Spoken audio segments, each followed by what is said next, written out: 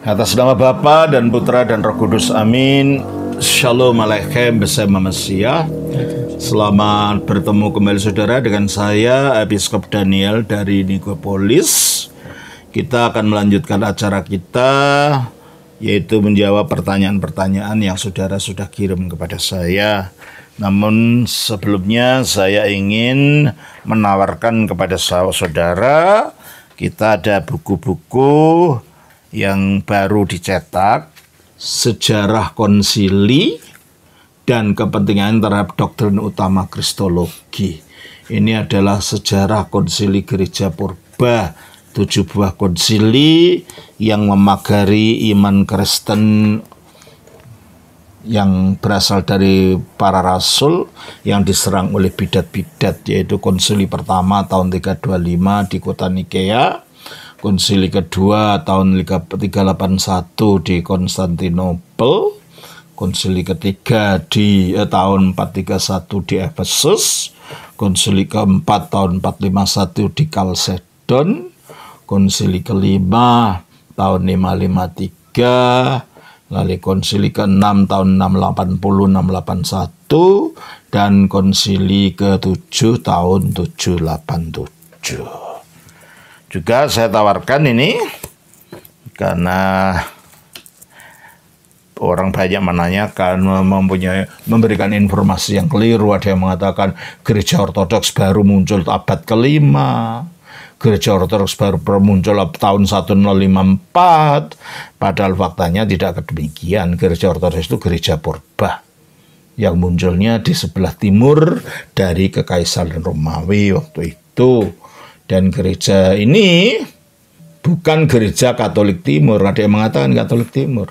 Katolik Timur itu muncul pada sesudah abad perpecahan, ketika gereja Roma berusaha untuk menarik awalnya itu sejak Konsili Trente mungkin. Awalnya tuh di dalam konsili itu Ordo Yesuit berusaha untuk menarik orang-orang dari Jerman, dari mana yang keluar dari gereja Katolik mengikuti reformasi dan ingin mengembalikan orang reformasi ini kepada gereja Roma Katolik. Tapi akhirnya itu juga merembet ke gereja-gereja ortodoks dengan mendirikan apa yang dinamakan dengan Katolik Timur. Mereka orang-orang ortodoks yang akhirnya dengan karena ada politik, ada uang dan lain-lain, akhirnya mau mengikuti untuk tunduk kepada di bawah Sri Paus, disebut sebagai Katolik Timur. Tapi gereja Timur di zaman purba bukan Katolik Timur, ya gereja Katolik yang apostolik sampai sekarang pengakuan gereja ortodoks kan gitu.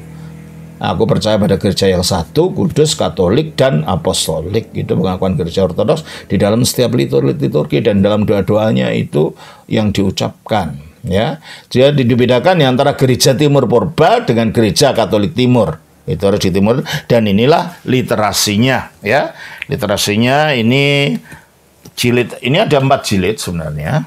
Ya, tapi jilid yang kedua masih ada perbaikan. Ini jilid 1.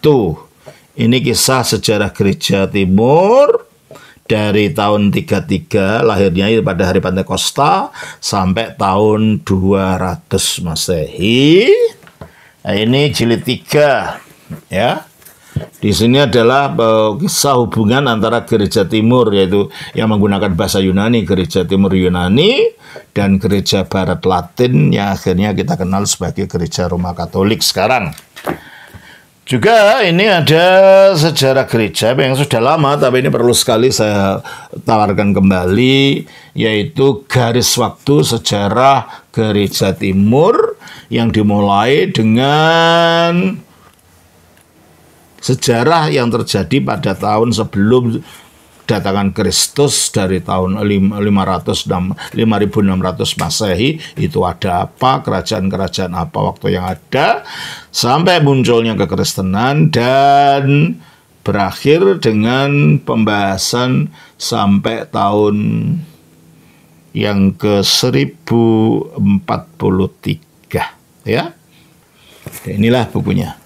Jadi kalau saudara membeli buku-buku ini, saudara akan mempunyai literasi yang kuat tentang sejarah gereja timur yang banyak disalah mengerti dan disalah tafsirkan oleh banyak orang. Juga saya tawarkan ini buku mengenai spiritualitas, judulnya Memandang Allah. Ini juga terjemahan, ya. Kalau ini tulisan saya, yang ini terjemahan semua ini ya, yang 4 ini. Baik, terima kasih. Kita lanjutkan acara kita dengan pertanyaan berasal dari saudara Angga dari Bandung. Pertanyaannya, Salam Romo Episkop. Salam, saya Angga dari Bandung. Mau izin bertanya Romo, tetangga saya memberikan saya daging kurban hasil penyembelian hari raya Idul Adha. Padahal tetangga saya tahu jika saya orang Kristen yang tidak merayakan hari raya Idul Adha. Apakah kita berdosa jika kita memakan daging tersebut? Karena daging kurban tersebut dipersembahkan kepada ilah lain. Mohon jawabannya Romo, terima kasih. Memang di dalam 1 Korintus pasal yang ke-8 ayat 1 sampai dengan ayat yang ke-8 lah. Tolong bacakan. Tentang daging persembahan berhala kita tahu, kita semua mempunyai pengetahuan. Pengetahuan yang demikian membuat orang menjadi sombong, tetapi kasih membangun. Jika ada seorang menyangka bahwa ia mempunyai sesuatu pengetahuan, maka ia belum juga mencapai pengetahuan, sebagaimana yang harus dicapainya. Tetapi orang yang mengasihi Allah, ia dikenal oleh Allah. Tentang hal makan daging persembahan berhala kita tahu, tidak ada berhala di dunia, dan tidak ada Allah lain daripada Allah yang Esa. Artinya berhala itu tidak ada realitanya, itu karangan orang saja.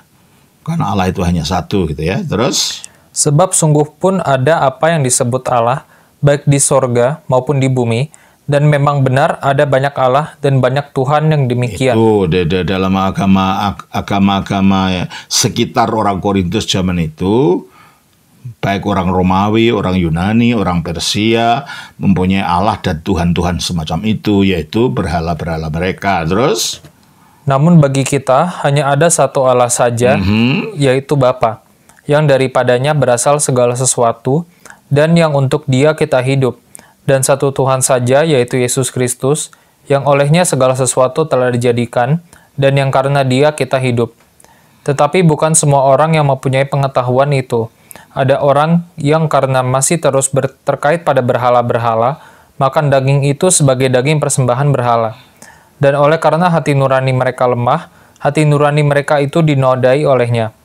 Makanan tidak membawa kita lebih dekat kepada Allah, kita tidak rugi apa-apa kalau tidak kita makan, dan kita tidak untung apa-apa kalau kita makan. Ya.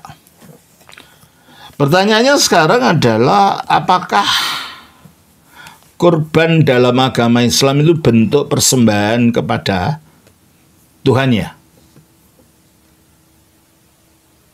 Supaya Tuhannya diberi makan gitu.